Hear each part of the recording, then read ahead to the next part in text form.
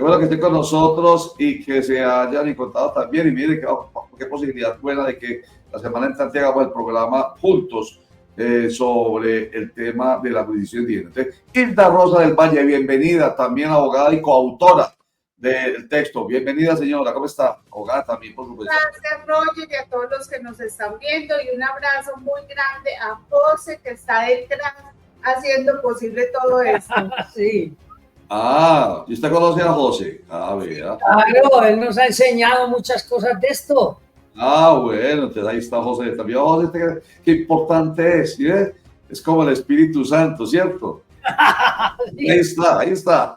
Lo que pasa es que, y voy a hacer un paréntesis acá, muchas veces uno no le da como el valor a los que hacen posible que todo esto salga perfecto, porque este programa tiene una audiencia bien interesante y lo estaba conversando ahora acá con José, el diseño, los colores, las cosas que aparentemente no se perciben, pero que hacen posible que todo salga perfecto. Impacto visual importante, Roger. José, un abrazo. Ah, bueno. José, dice por aquí, José, por el interno, de qué rico, doctora Hilda, saludarla. Bueno, el libro, muéstranos el libro, pues, y hable, pero no le tape la cara a la doctora Hilda. Eso, así. Nuevas, ahí está. ¿Cómo se llama exactamente? Nuevas experiencias forenses. Casi una injusticia. ¿Y sabes cómo titulamos nosotros? Perdóname, a propósito de esto, miren cómo titulamos. De ahí sacado, porque es muy llamativo. Hágame el favor, José, y clic. Vamos a darle gusto a la doctora Hilda con su capacidad y el título ahí, pónchemelo, que así titulamos nosotros esta entrevista con ustedes. Esa que tiene ahí, a la 1, a las 2 y a las 3. Bueno, se nos quedó José ahí, pero yo digo, le evitamos una condena de 60 años de cárcel, casi una injusticia, dicen Osiabad Zuleta e Hilda Rosa del Valle en la presentación de su libro Nuevas Experiencias Forenses. Ahí está. Le evitamos una condena de 60 años de cárcel, casi una injusticia, dicen Osiabad Zuleta e Hilda Rosa del Valle en la presentación de su libro Nuevas Experiencias Forenses. Muy llamativo el llamado que ustedes hacen a préstenos atención con esto. A ver, cuenten, ¿por qué? ¿Qué lograron? A ver, lo que pasa, Roger, es que la presentación del libro hoy no va a ser como se hacen las presentaciones de libros o como dicen otros lanzamientos, que es hablar del libro. No, nosotros vamos a hablar hoy de la protagonista del libro. Bueno, este libro tiene muchos componentes importantes. Inicialmente queremos que ella, la protagonista de la historia por la que nos sentamos en unos estrados judiciales, cuente qué pasó, por qué la meten en esa investigación, porque está vinculada a una investigación de homicidio agravado por sevicia, que es otro componente muy importante. La sevicia aumenta las penas.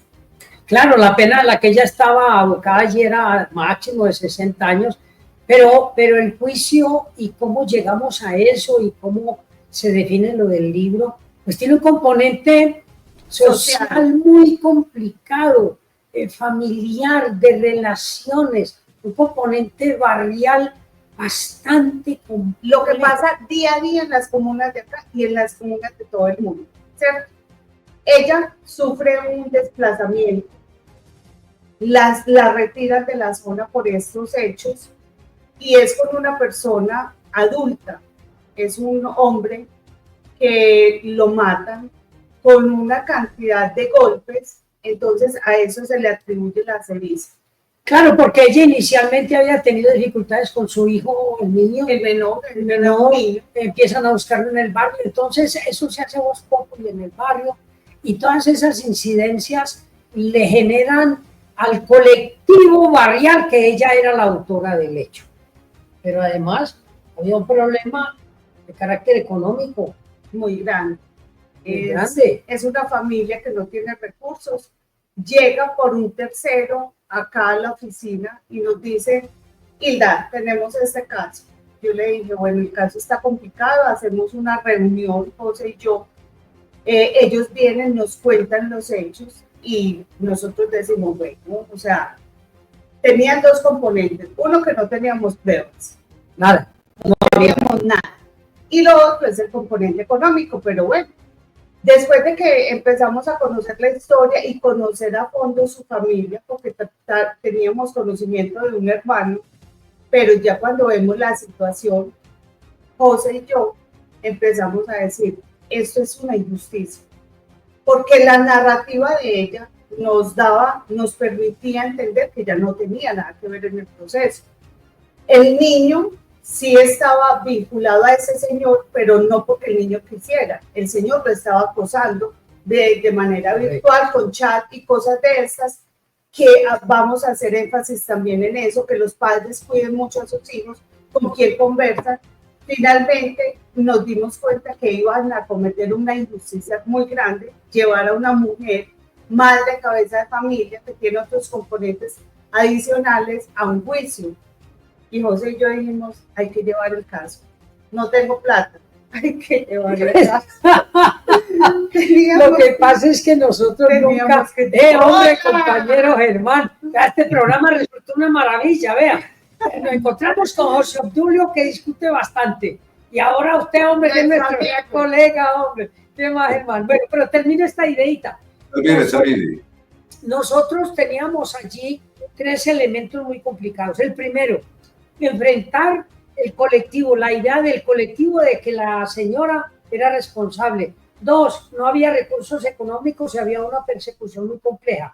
Y 3, no teníamos ningún medio de prueba para enfrentar a la fiscalía.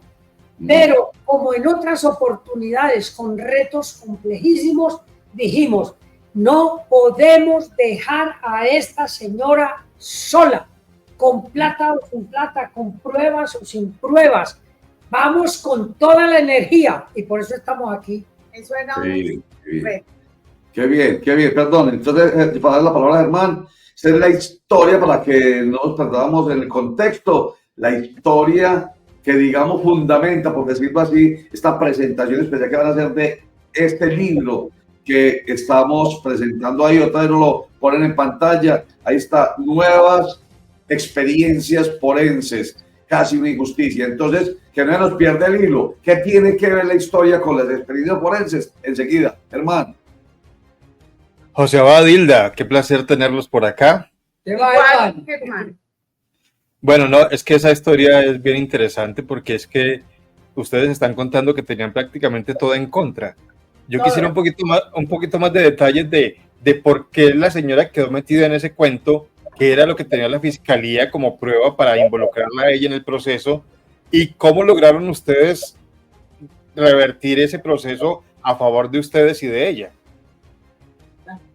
Mire, nosotros siempre hemos considerado que en nuestro ejercicio profesional no solo tenemos que mirar el aspecto económico, sino hay unos casos muy complejos que se quedan en la injusticia porque nadie los enfrenta.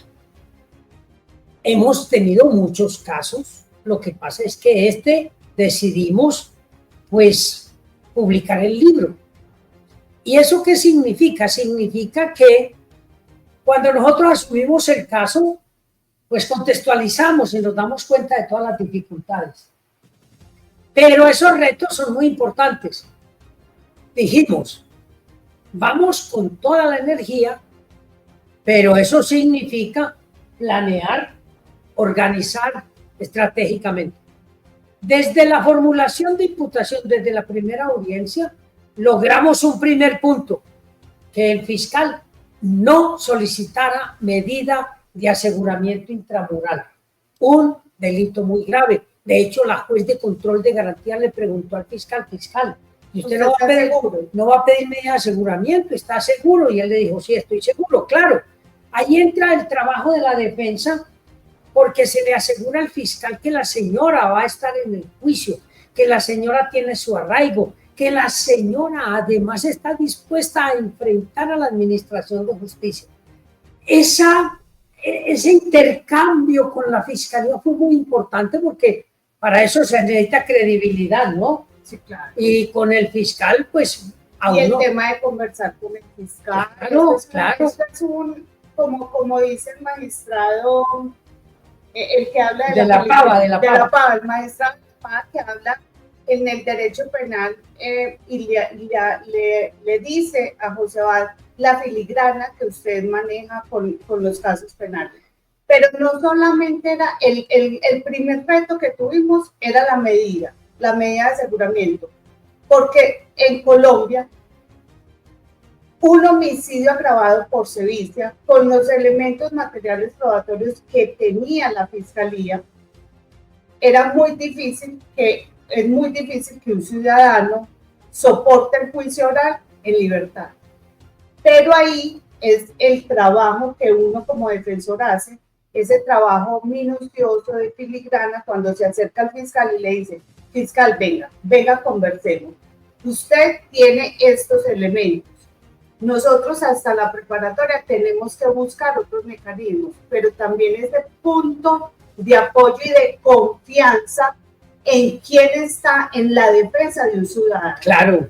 Que acá también, y quiero aprovechar esto porque es muy importante, en Colombia los ciudadanos están perdiendo la fe, la esperanza en creer en la justicia, en creer en los jueces, en creer en los fiscales y aún en los defensores.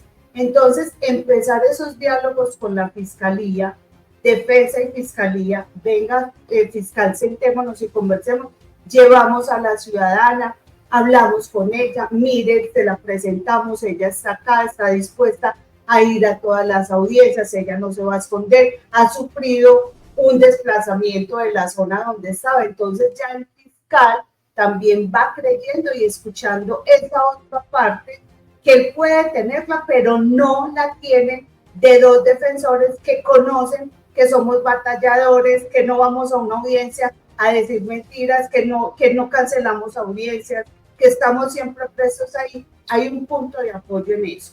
Credibilidad se llama eso. Y táctica, claro.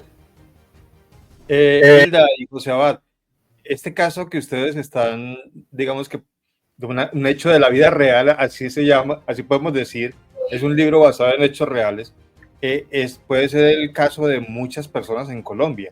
Que hoy están... Exactamente, que están viviendo, que no tienen la fortuna de haber contado con abogados que dejaron de lado el tema económico pensando en que se estaba cometiendo una injusticia y sin hablar mal de los defensores de la defensa pública, porque no podemos hablar mal de ellos, pero que de pronto con tantos procesos no tienen la dedicación para defender a una persona, porque tienen muchos. Entonces, ¿cuántas personas en esta situación puede haber en este momento ya condenadas y en la cárcel?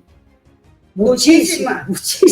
Muchísimas. De hecho, tú conoces, Germán, y Roger de pronto también sabe que nosotros hacemos trabajo de campo en las cárceles. Y uno de los trabajos que hacemos, por ejemplo, en Bellavista, que vamos y hacemos capacitaciones, es conversar con los privados de la libertad. Y ellos nos dicen mucho, yo estoy acá, pero yo no cometí el delito. ¿Por qué? Porque muchas veces hay defensores que no llevan su pasión hasta el litigio. Es decir, hay un tema de sobrevivir. Muchas personas vienen o se presentan a cargos como defensores para sobrevivir, pero esto va más allá. Este ejercicio de nosotros trasciende más allá. Y lo hablábamos ahora en el carro que veníamos, esto es un ejercicio social. Nos mueve el dolor del otro, nos mueve la indiferencia la injusticia. O sea, cuando esa mujer iba a salir por esta puerta, yo le dije, entonces yo no soy capaz de dejar a esta mujer sola. O sea, ella lloraba, ella decía, yo no tengo plata, yo estoy sola. Hicimos otro trabajo que es importante también conversar eso. Este proceso tuvo muchos temas, mucho tiempo, y hubo un momento donde ya teníamos que ir a la preparatoria. En la preparatoria se entregan los elementos materiales probatorios que la defensa va a llevar a juicio. Y nos miramos, José y yo, decimos, no tenemos nada. Nada. O sea, nada. En una oportunidad, hola Javier, en una oportunidad nos sentamos con el esposo de ella, porque de la historia que ella narra, hay un momento donde salen muy tarde del amanecer o muy temprano en el amanecer, 2, 3 de la mañana, buscando todavía al niño, porque el niño no había aparecido, y él era el que había estado con ella, y el esposo llega acá a la oficina y dice, yo no voy a ser testigo, a mí me están amenazando, yo no me voy a sentar. Yo miraba a José y decía, esto es real. Yo le decía, Yadira, él es el papá de tu hijo y no va a ir a juicio.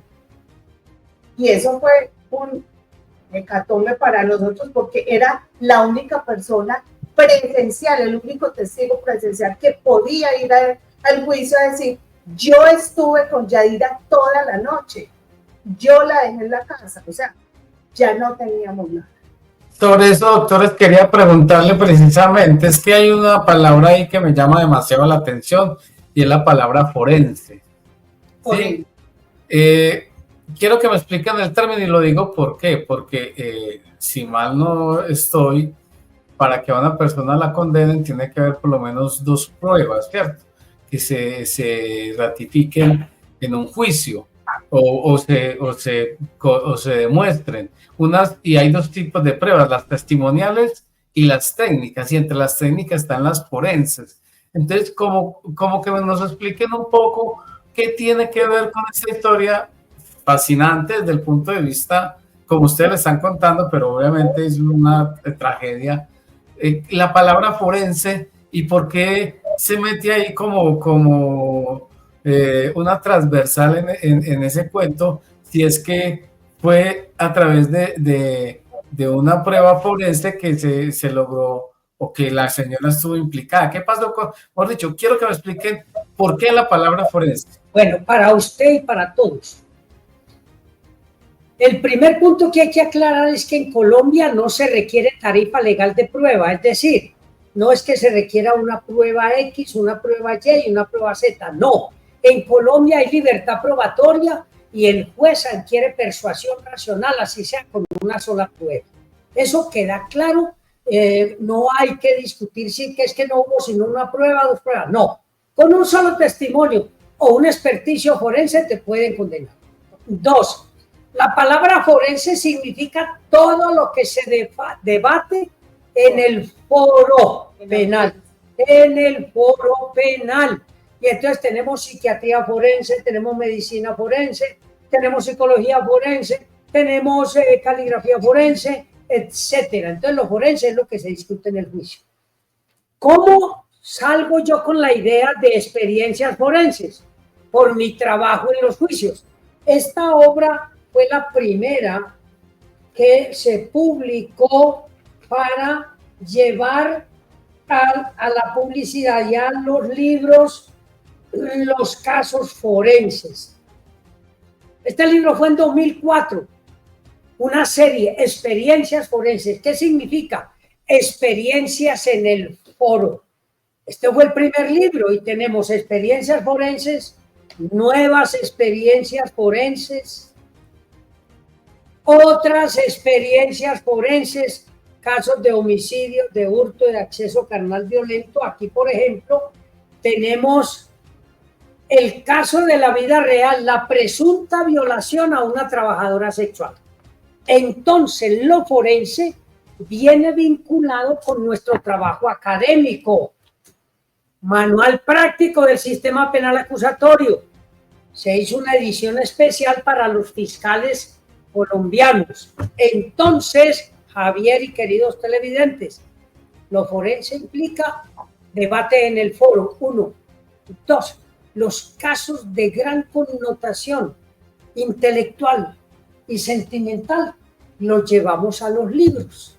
¿Le quedó claro, mi amigo Javier? Perfecto. Sí, señor. Hilda y José, dos preguntas en una. Uno, ahora nos van a contar, por supuesto, del lanzamiento, a qué horas, en dónde y todo eso. Van a ir, pues.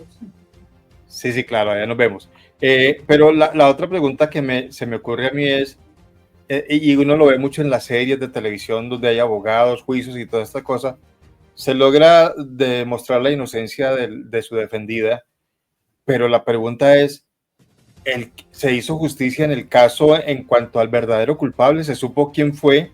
el responsable o eso quedó en la impunidad? Bueno, dos situaciones. La primera, en Colombia, salvo que se asuma una defensa positiva, es decir, aquella que estructura el sí lo hizo, pero se puede justificar, o negativa, no lo hizo. Nosotros desarrollamos aquí la defensa por duda, que desarrolla el artículo 7º en que se establece que es a la fiscalía la que le toca demostrar más allá de toda duda el delito y la responsabilidad del acusado. En este caso, la fiscalía, a través de nuestro trabajo en juicio, no pudo demostrar más allá de toda duda la responsabilidad de la acusada. Y por eso la angustia nuestra al comienzo, porque no teníamos pruebas. Pero generalmente la inocencia no se tiene que probar. A nosotros todos nos presumen inocentes. Es la fiscalía la que tiene que probar más allá de toda duda la responsabilidad y, claro, el delito. Pero quiero sumar ahí algo importante. Este caso tiene, ahorita les dije que tiene varios momentos y tiene una connotación muy, muy importante, relevante. Cuando ya llegamos al final, ya se practica toda la prueba, vamos al fallo, ¿cierto? En el fallo, ya el juez determina que hay absolución, es decir, la señora no es culpable por los hechos que la están investigando. ¿Dónde está la importancia de esta historia, de este libro y del proceso, hablando ya de lo jurídico? Ya como abogados y defensores, donde dice uno, espectacular el proceso, hermoso el juicio. Cuando un fiscal, el juez le dice, va a utilizar el recurso de apelación, señor fiscal, y el fiscal dice, sin recurso. Eso es un bálsamo que usted como defensor escucha, porque quiere decir que el proceso se llevó perfecto y que aún la fiscalía, que estaba obligada y lo llevó a ese ciudadano a un juicio, ya está convencido de que lo que el juez dijo es real. Sí nos están entendiendo. Absolutamente. No, clarísimo. Y precisamente retomando para redondear y para que nos digan cómo va a ser la presentación hoy y terminamos esta conversación, lo que decíamos ahorita con José Obdulio Gaviria, que iremos conversando varias cosas, es de los hechos y los datos objetivos no dan lugar a una opinión, una creencia, yo me imagino, yo quiero, sin objeción, señor juez, diría, estoy poniéndolo en esos términos muy sencillos, sin objeción, señor juez, ante la contundencia de esos datos y esos hechos objetivos que están probando la inocencia de esta persona, no hay nada que decir. Entonces, esa es la conclusión adecuada, sin apelación, sin recurso, es decir, está todo tan claro que aquí no hay que discutir más. Pero yo quiero dar respuesta a una pregunta que hizo Germán ahora, ¿qué pasó con los reales, pues con los autores? Nosotros como defensores no entramos allá, ¿cierto? Nosotros simplemente llegamos hasta dónde, hasta que el cliente de nosotros, esa persona que está siendo investigada, quede absuelta. Sí, claro. Ya es... No, porque ustedes no son perseguidores como la fiscalía, pues, como los... Nada, queda claro. Pero después nos cuentan la historia más completa porque nos, digamos, emocionamos mucho con la historia en torno a la dama esta que por poco es víctima de una injusticia, 60 años, que eso es mucho tiempo, y se logró gracias a las experiencias, nuevas experiencias forenses, demostrar su inocencia, sin objeción alguna, señor juez. Diría, vuelvo y digo, y así concluimos. Aunque están asomados, hay muchachos, lo que pasa es que tenemos otro invitado y está esperándonos ya la invitación a la presentación hoy. Bueno, tenemos la presentación de nuestro libro con la protagonista y los protagonistas, la familia, en Home Tenny, en Laureles. En Laureles. a las 7 de la noche. Germán nos va a acompañar allí como presentador. A Roger, a Javier, los esperamos allá para que conversemos y conversen con la protagonista, porque realmente aquí la protagonista es ella. Pero además en este libro, como en todos nuestros textos, siempre buscamos un aspecto pedagógico. Entonces aquí desarrollamos aspectos técnicos, académicos, como alegato y apertura, lo que es la preparación del juicio, lo que es la acusación, la preparación, la pertinencia de las pruebas, el interrogatorio, el contrainterrogatorio, las objeciones, el alegato de conclusión. Todos esos aspectos están allí como tema académico muy importante, pero la esencia es la experiencia de la protagonista que va a estar con nosotros hoy. Humphrey, 7 de la noche, Laureles, la presentación del libro con la protagonista ahí contando su historia, o sea que va a ser una presentación muy humana. Muy sensible. Permítame, le doy la dirección: calle 33A, número 7044, Laureles. Este es el edificio Home Tree, es un coworking muy vistoso allí. Los esperamos, eso es en el 7º piso, 7 de la noche, estaremos atentos. Como Germán va a estar allí de presentador, Germán no perderá nunca, nosotros nunca perdemos nuestra esencia periodística, entonces él va a hacer video de esa presentación. Bueno, mientras está presentando, no, mientras está presentando, a él lo van a grabar, pero después él va a hacer video y lo va a traer ese video para el lunes, para hacerle a nuestros internautas y televidentes, hacerles la presentación de lo que fue la presentación.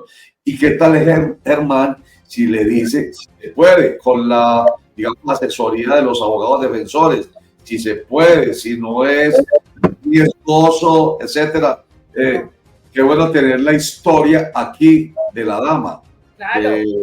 Así se puede, Germán, tarea. Nos consigue la entrevista con la dama para que nos cuente y ampliemos todo esto. Entonces, yo voy a hablar con los abogados a ver qué dicen. Ya dijeron que sí. Listo. Nos vamos, pero un comentario por lo final que me da pena con nuestro invitado que está ahí hace ratito. Claro que está contento escuchándonos, ¿cierto, Iván? Un edil de la Comuna 10, muy importante, que viene también aquí, y los ediles tienen que saber mucho también de derecho, ojo, para que no se los pasen por la galleta, que los ediles que cree mucha gente que los ediles cualquier modo, perdón la expresión. No, señores, son fundamento de nuestra democracia. Los ediles, los concejales, los diputados, mejor dicho. Pero, ¿sabe qué? Los soslayamos, son muy importantes, así que les digo. Bueno, iba a hacer algo, comentario, pero cortico, pero sin pregunta. Comentario. No, yo quería explicar un poquito, perdón, Javier, por qué le hice la pregunta a Hilda y a José Abad de si se supo quién era el responsable, porque en muchos casos la defensa incluye eso, demostrar que la persona no es porque se encontró que había otra persona, pero en este caso pues fue distinto, no es porque ellos sean los encargados de eso, sino que a veces ese recurso se utiliza, encontramos que el culpable era y tenemos pruebas para demostrar que fue este. Esa es una tesis alternativa, pero siempre aprendí hace miles de años. Una defensa técnica adecuada no es señalar a otro de responsable, porque esa no es la función de la defensa. Sí, por más que lo dicen. Es la función de la fiscalía. Muy bien. Es de la fiscalía. Muy bien. Y el comentario final suyo, Javier. No, desearles muchos éxitos hoy, que tengan una acogida y que el libro sea socializado lo más que se pueda. Lástima el presentador. No, Javier, si quiere reemplácelo. Yo no tengo mentiras. Bueno, decidido, Javier va. Muchas gracias, hombre. Que esté muy bien y queda pendiente la entrevista con la protagonista. Por favor, oigan, felicitaciones a ambos, a Hilda, a José Abad. Qué bueno, no solamente cumplen con su papel, obviamente, como, digamos, entre comillas, empresarios de esa actividad que es la suya, la de ser abogado defensores, pero como en las empresas hay lo que llama responsabilidad social empresarial. Eso es lo que se vio. Yo no sé si se aplicará propiamente así en el caso de usted, pero eso hace parte de la responsabilidad social, de algo que tiene que hacer cada profesional. No es solamente platica, no tiene que pagarme. Chao. No, señor, no es aquí. Eso es muy bonito y entonces eso permite cerrar la sensibilidad de este tema que hemos tratado con ustedes. Mucha suerte, que les vaya muy bien y felicitaciones. A ustedes Muchas muchísimas gracias gracias y por la mucha invitación. suerte y felicitaciones por su programación. Muchas gracias.